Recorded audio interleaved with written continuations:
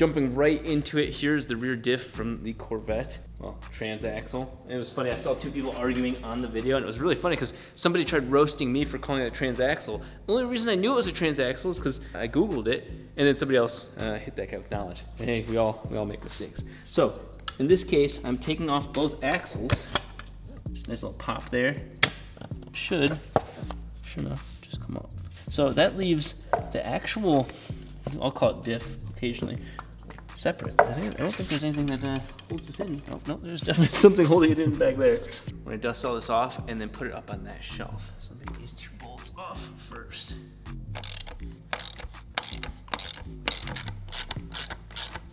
Two. Okay. One of the guys on the video pointed out that, hey, how are you gonna get that back in? And I didn't think much of it, but I realized, oh man, that long input shaft for this thing, and we definitely did, it chewed up the side of that, which means it did a little bit of damage to the input shaft. Okay, we're probably gonna take the transmission out when we go to put it back in, because that is not acceptable.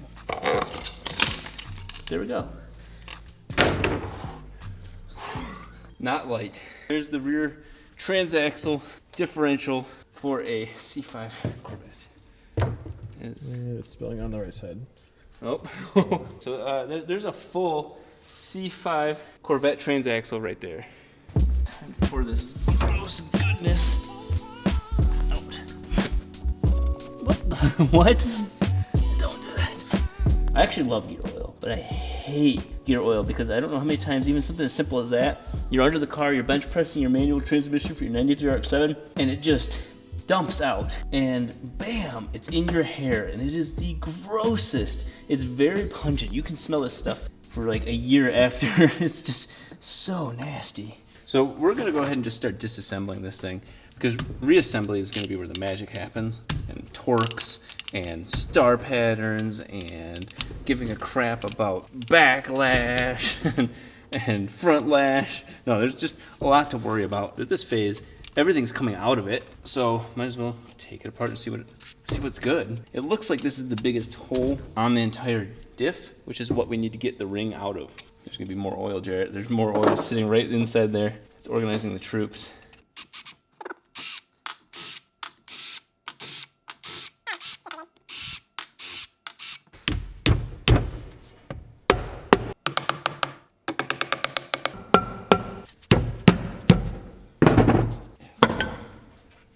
There it is. There it is. It's like those home improvement shows where you get to stain the wood with oil. The very first thing that I noticed is this is kind of cool. This little roller bearing. So that by just putting the inside of this and the rotating assembly, which is similar to the thing that we had to replace on the 4-rotor's rear diff. Same concept. It looks like something chewed up the outside edges of this. Of what? Look at that. It's all chewed up. Oh yeah. We didn't have any problems with the diff. Oh my god, the whole inside case is chewed up. Wow. I think there's, you know what's funny? That's not how, oh my god. Wow. Is that metal down there? Look Yeah. at the bottom. I don't know if that's metal. Oh my god. Oh, Jarrett, good catch. What the hell?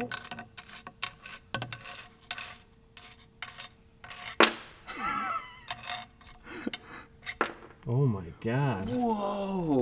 I'm looking at like the chunks of metal on here, and you're like, there's actual metal in there. Holy crap, dude. All right, we're gonna do a quick test. Okay, well that's metal. Let's test how much of the liquid is metal. Oh yeah. Wow. Okay, well we might have just saved ourselves by upgrading our diff. We just saved ourselves from some serious heartbreak. And this has nothing to do with us. We've not touched the rear or anything in the back, and we didn't hear any problems either. But I want to know what the hell that is, and why are there 1, 2, and 3? What was that? Now I do know to take this off. I was watching another guy's write up on this, because look at, that's the only piece that holds this from falling out. Thing right there. So 2 hex screws, and then now the whole center assembly comes out. We can see what broke, because it was running. Did you ever experience anything? No, I don't. Nothing gave me an impression that this was what we were going to find today at all. We're gonna take this thing out first. Oh, you know what? We need to pull double nut this. That's what'll solve that. We'll double nut this and pull it out, and then it'll pull it out of that stand.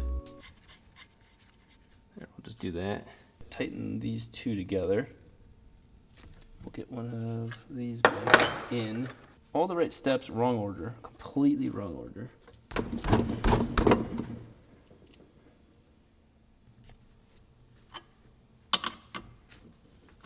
I feel like if the ring and pinion itself was trashed, we would have not been able to drive this car at all.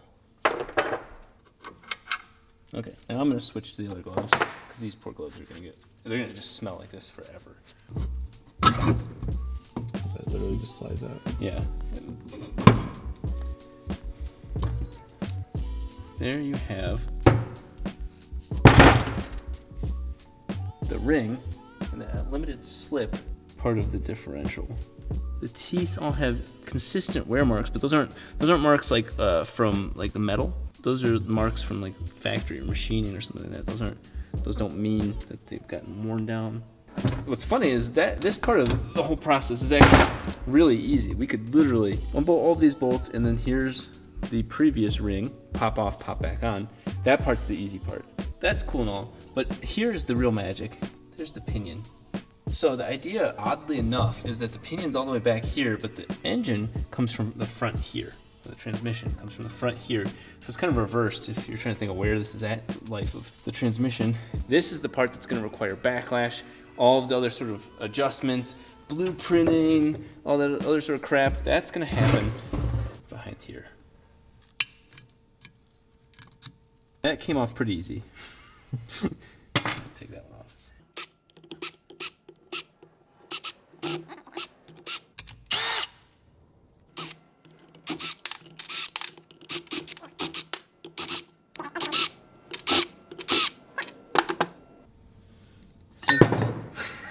Same thing here. We're gonna apply a little pressure and it'll pop off.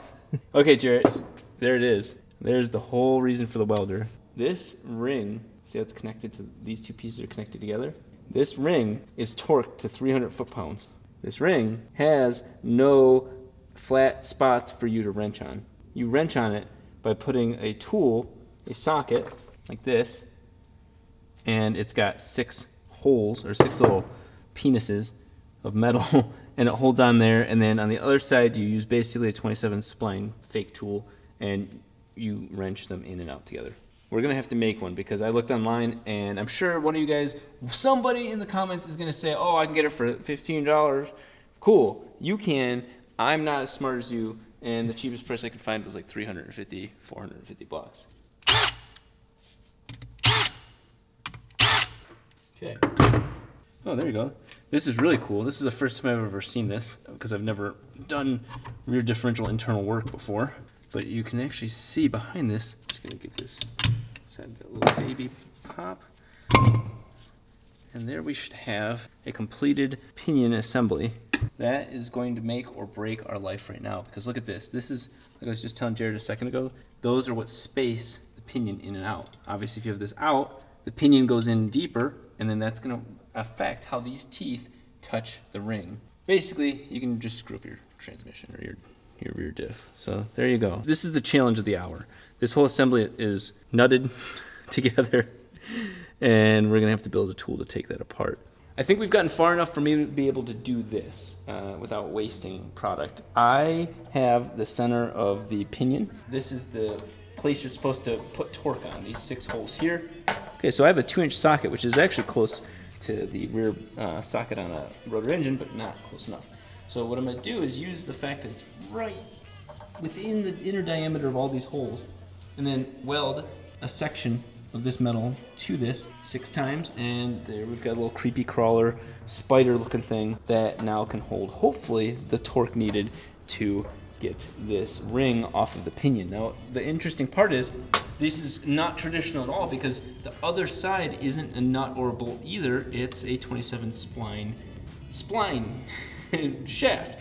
I think what we're gonna try to do is put it back onto the transmission, which is connected to the engine, put it in a very low gear So it has to spin the transmission a lot to spin the engine a little. No, spin the engine a little to spin the transmission a lot. Basically putting a lot of load on the transmission, which should let me use a torque wrench and pop this off. Hopefully. The rotary engine is very small, so maybe that might not be the case. We're gonna get a workbench someday, Jarrett. One day, Rob, one day.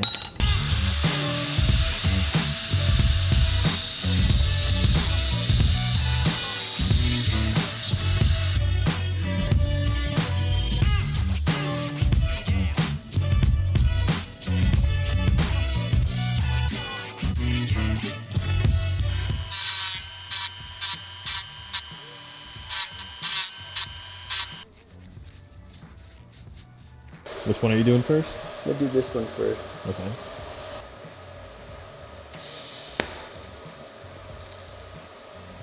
I was expecting it to make AC noises, but it didn't. So it's not going to.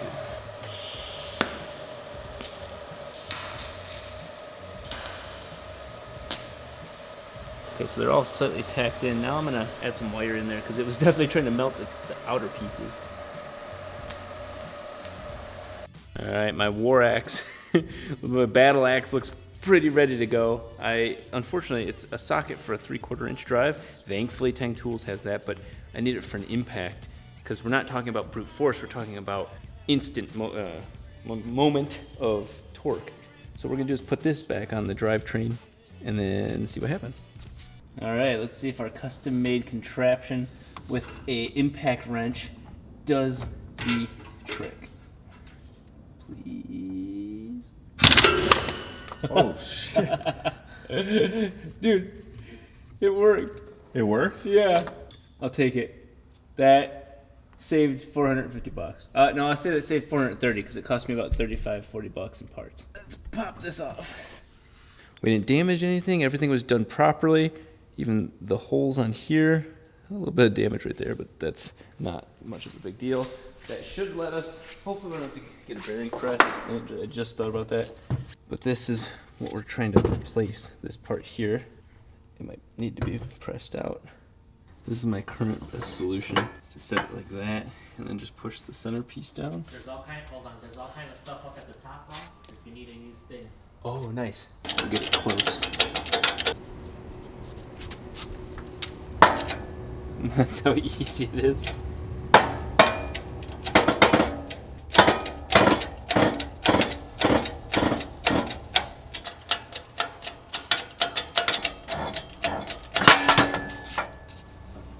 There it is. So this collar actually is our next challenge. Oh boy. So it's gotta go. That's gonna work. Wow. That work. Wow. That's $100. It saved my ass. It's worth it. Oh, that's fair, Jared, huh? $100? It's knowing what to use that's worth. Awesome. Yeah.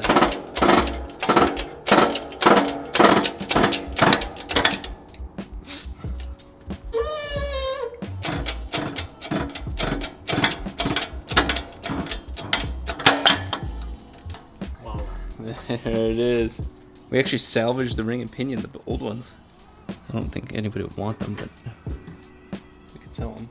So Jarrett just went to the gym, which is actually pretty badass that he's doing that. But while he went away, I got a itchy trigger finger and decided to start working on stuff. And here we are. So this is the ring. This is the original ring. This is the new pinion. We pressed the new one in, got all the bearings, and this thing is pretty solid. So there are adjustments for this. That's these right here. Obviously, that's the pinion adjustments in and out. But then we have to deal with some issues with this. There are actually adjustments on both sides, and it's kind of, you set them equal and opposite, and we'll deal with that in a second. But what I'm gonna do right now is take off the ring, put the new one on, and then test how well the gears mesh with some white lithium grease inside of the case.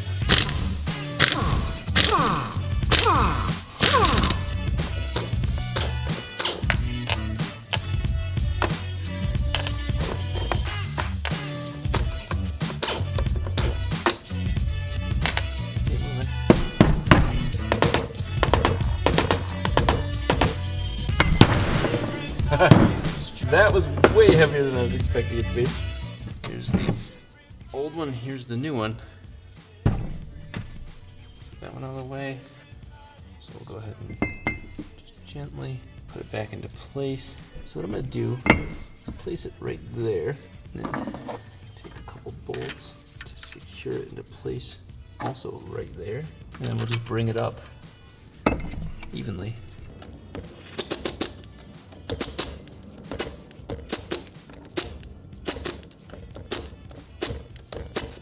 Now that we've got it pretty well onto each other, I'm not going to use the pneumatic wrench. I'm going to switch over to the torque wrench and apply the correct amount of torque to this thing. I don't want to revisit this later. So backlash is an interesting thing. That's literally keeping this thing still and seeing how much this gear is allowed to move, because obviously if you have them really far apart, everything's barely touching and it moves back and forth quite a bit. But we need to make sure that things are in, out, left, and right the correct amount to create the correct amount of backlash and ultimately make this whole thing not whine and just melt itself down once we put it together. Not only all that, I got the case pretty cleaned up. It's not perfect, I'm not bead blasting it or doing anything like that, but the case is relatively clean. The pinion goes in over on this side, like so, and I don't have the shims on there yet. We're gonna put the original shims back on, 1 and 2. One's a much thicker one, one's a thinner one. We'll put both of those back on, like so, and then reinstall this whole assembly.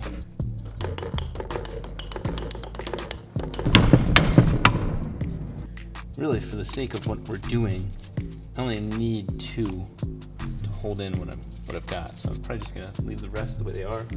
And there you can see it. So now we need to put the ring back into it. So I'm gonna use some generic ass white lithium grease. Okay, well we can try that. We can see if that holds long enough to tell us what we're trying to look for. There you go.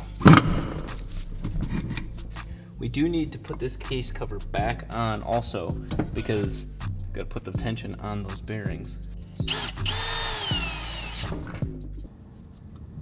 And what do you see?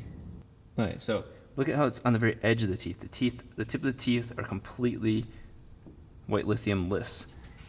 That means that the pinion is too far out from the ring, so we need to get the whole assembly this way, or the pinion one way or another. You can adjust it kind of both ways. Obviously, I'm not an expert on this.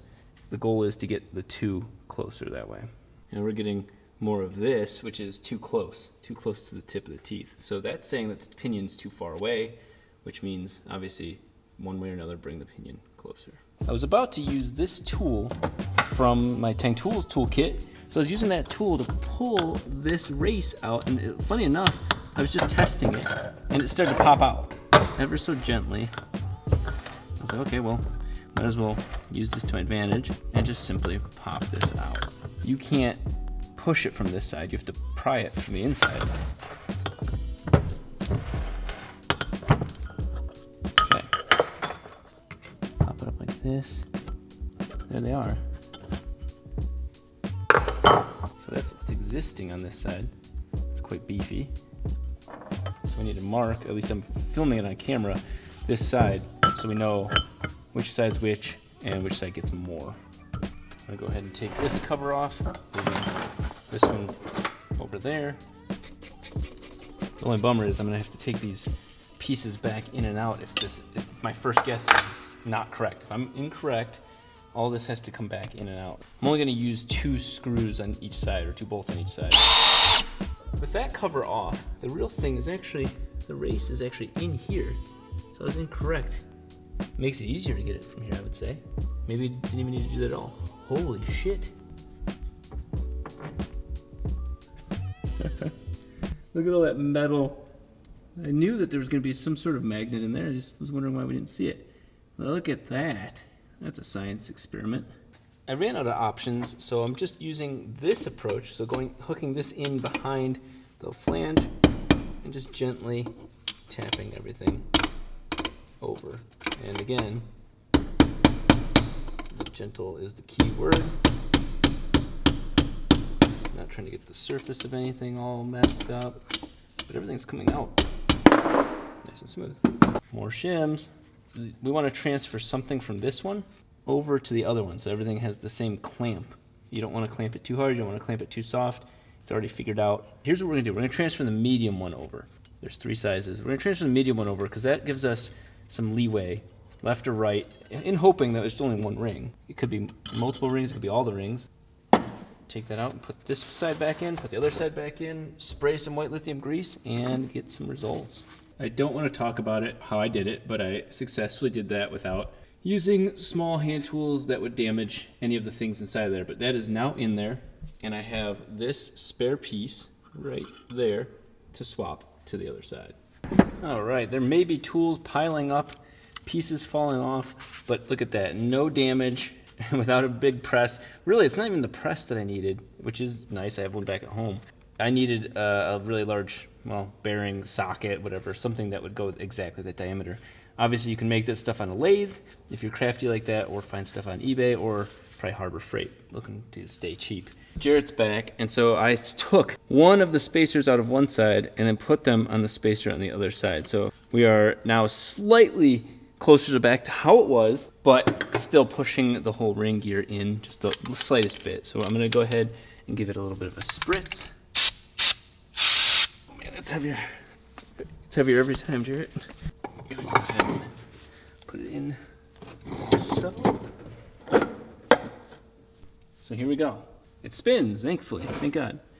Now, the wheels are gonna spin like this because I want the car to go forward, even though it needs to work both ways. And we're gonna run it past the pinion. It's pretty on the teeth. Those are completely covered. So I'm looking at the face of the teeth on this side. They're all wiped up, which suggests obviously that the pinion's wiping all over them. It's just that white lithium grease is not the solution for this. White lithium grease is squeezing and shoveling the grease. Instead of like this, it's shoveling it and then wiping a little bit back. So we can't get this sort of look because this is more for like high spot gear marking, not grease. It does give us decent indication though of areas that are and are not touched. But the reason why this originally threw me off, see how the bottom of the teeth are still full of grease? But as soon as you go over to this area where there was no grease, the bottom of the teeth have grease. So the pinion is putting grease on that area. Everything else looks pretty solid. So the last thing we're gonna do for all of this, and this is gonna be kind of a little weird way of doing it, is we're gonna check backlash. The least exact science, but we are getting consistent measurements right now, and we're gonna show you guys. So we have this thing zeroed out, and we're gonna pull the pinion, or excuse me, we're gonna pull the ring towards it, and reading, what does that say? 0.0070. Okay, so we are within the range of backlash of this here. So we have the ring all the way up, push it back all the way up, zero it out, there, and now we're gonna push it down. And there's 0.85. So we're getting various readings, but we're getting right within the range of backlash. It's not sloppy, it's not too tight, it is right in the middle of the range of what it's supposed to be for this. It's kind of funny, that's kind of from an actual Corvette tech. Let's see what this number says. This number says 0.85, I think this is a 0.825, 8.25 inch, whatever, 8.5, somewhere in there. And for all of these, you see that the backlash is between 6 thousandths and 10 thousandths. So we're right at 0.8, 0.85, somewhere in there. We keep taking different measurements and they do different things, but we are in the correct range. Let's bolt this thing back up and call it a day.